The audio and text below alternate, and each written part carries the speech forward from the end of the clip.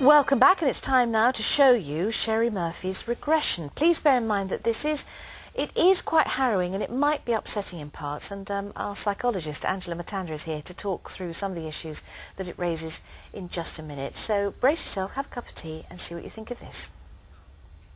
I'm Sherrie Murphy. I'm 28 and I live in Leeds with my husband Harry and my two kids, Taylor and Ruby.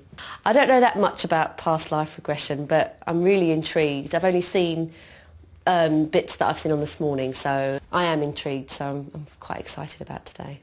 It would be fantastic if in a past life I was an old movie star, because I really like that sort of era and Audrey Hepburn and stuff, so that would be quite good. Do you know how old you feel? Quite young. How young do you think? 20s, early 20s. Do you know where you were born? Cromwell Hospital or something, I don't know. South Coast somewhere. What do you sense? Do you have a feeling of? I just feel light, and it feels quite airy and breezy. It's like maybe something from, like, I don't know, 70s style hotel room. What country are you in? It feels like it's, I don't know, in Spain or something. And there's a window and it's just curtains blowing. I feel traumatic and just maybe a bit upset. I feel like I've had an argument, a bad argument with my husband, possibly. And I think some things were said, some horrible things. How long do you feel you've been married? 2 years. And how old is he? He's a bit older, late 30s, early 40s. You can see like tennis shorts and like a t-shirt but all tucked in. Everything looks really neat and pressed, and a jumper over his shoulders. Can you remember what job your husband does now? Does it come to mind? Some business, but I don't know. Do you know what you're having an argument about? Yeah, I think I love him, but I don't think he loves me as much as I love him. I just get nothing back from him. When he walks away, the look on his face is he's not bothered by me. And how does that make you feel? Terrible. Heartbreaking. Go to the next significant event.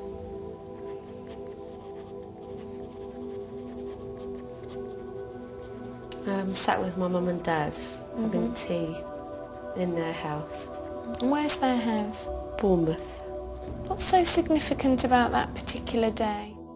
My parents are worried and they're reassuring me. And what are they trying to reassure you about? That he's nice and he's rich, I think. I just feel so lonely. Why do you feel lonely? I go home to a big house and there's no one there, and my husband's never there. He doesn't want children. He doesn't allow me to keep my old friends, and they've moved on, and I just focused everything on him, and now he doesn't want me, and my parents tell me I should be with him, and I want to, but I'm not happy, and I don't have the courage to go, to leave.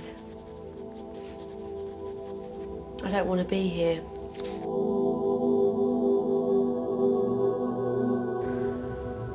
I could see myself in a white bathroom. It's a big house.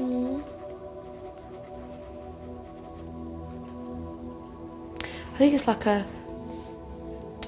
holiday home, you know, somewhere in Cornwall, I don't know.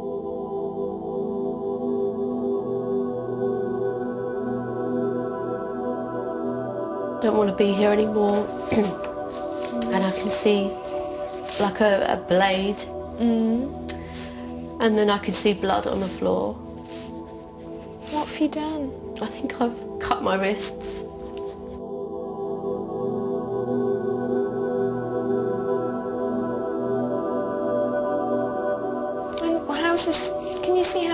What did your husband, when you died, to him? He doesn't seem that bothered. I can just see a room with a coffin, and I can see my parents crying. What did they record your death as? Do you know what's written?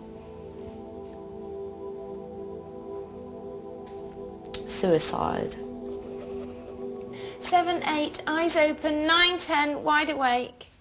How do you feel? Oh, everything seems really blurry. Well, watching that, Sherrie got upset and you had to wipe your eyes now.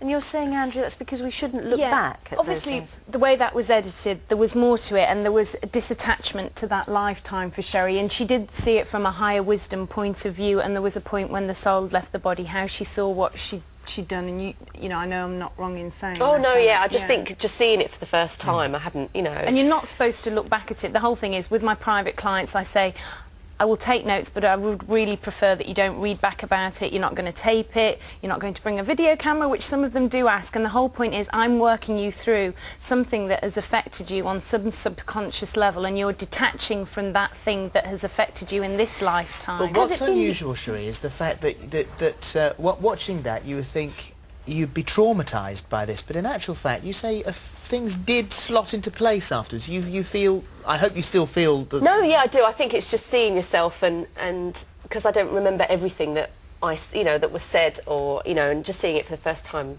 you know, made me feel a bit emotional. But no, I feel fine. I feel absolutely fine. Was it useful? Yeah, it was, because I didn't have any great, you know, because I've seen the others on TV, and and everyone had these, you know, either fear of heights and all these different things that they, you know, had issues, and I didn't really have any issues. You know, the only thing I sometimes feel is like I don't deserve to be so happy, you know. That's the only thing. I don't have any... She's got a lovely life in this lifetime. Yeah, so in reality you wouldn't have come to me as a client, because she really didn't have any reason really to do regression, though. So what exactly is this, Angela? I mean, she's off on a guilt trip about the fact that she's having such a wonderful life now?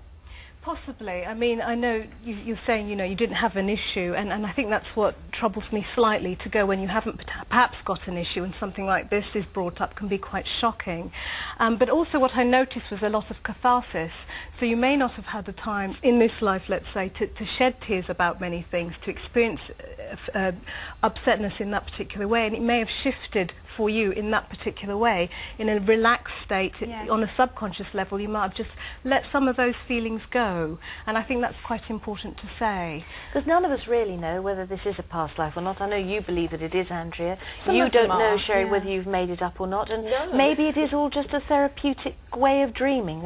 And if it is, you know, and some people are experiencing it therapeutically and it moves them on in this life, then that's great. Yeah. But just be aware about the effects that it may have on you. Thank And you. also I have to stop you there, Andrea. I'm sorry, but we will come back next week as well to this. We've got to take a very quick break now. If any of these issues have upset you, we will have all the names and things on our website for you to have a look at. Join us, though, today in a couple of minutes, because before all that, a couple of weeks ago, we showed you what happened when John Scott was regressed. He told us that he was a surgeon called Jacob Smythe. Smythe, S-M-I-T-H-E.